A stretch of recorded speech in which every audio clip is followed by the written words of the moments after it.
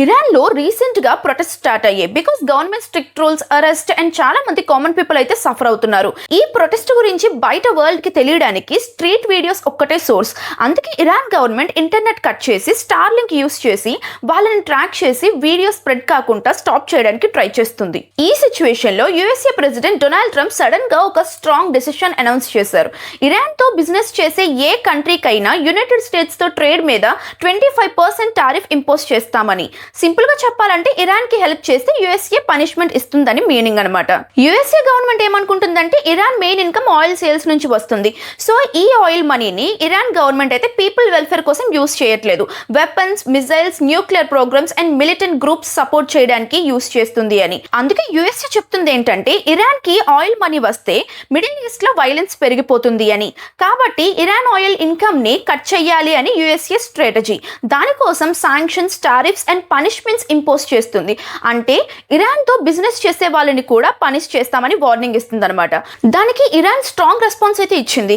ఇది foreign interference అని చెప్పి యుఎస్ఏకి కాన్సిక్వెన్సెస్ ఉంటాయని వార్నింగ్ ఇచ్చింది. Mean while London, Paris, Istanbul లాంటి సిటీస్ లో ఇరాన్ రెజిమే అగెయిన్స్ట్ గా పీపుల్ రోడ్స్ మీద ప్రొటెస్ట్ అయితే స్టార్ట్ చేశారు.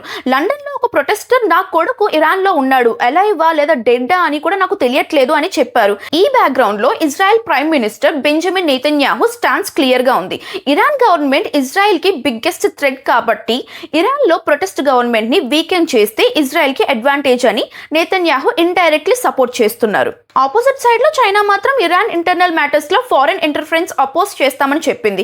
ఎందుకంటే ఇరాన్ ఆయిల్ చైనాకి ఇంపోర్ట్ అండ్ యుఎస్ఏ డామినెన్స్ పెంచడం చైనాకి ఇష్టం లేదు. ఈ టెన్షన్ మధ్యలో ఇండియా కేర్ఫుల్ గా మూవ్ అవుతుంది. External affairs minister Jaishankar French president Emmanuel Macron ని మీట్ అయ్యి India France strategic partnership reaffirm చేశారు.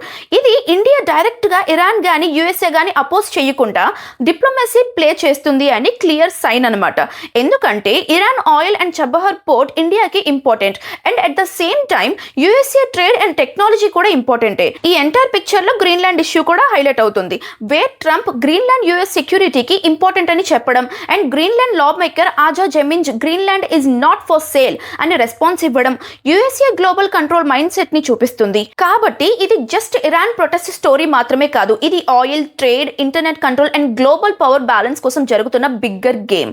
ఇక్కడ యుఎస్ఏ ప్రెజర్ పెడుతుంది, ఇరాన్ పవర్ మెయింటైన్ చేయాలి అనుకుంటుంది, ఇజ్రాయెల్ సెక్యూరిటీ కోసం సపోర్ట్ చేస్తుంది, చైనా రెసిస్ట్ చేస్తుంది అండ్ ఇండియా డిప్లొమసీతో బ్యాలెన్స్ మెయింటైన్ చేయడానికి ట్రై చేస్తుంది. So what's your view on this? Do comment on below. By by.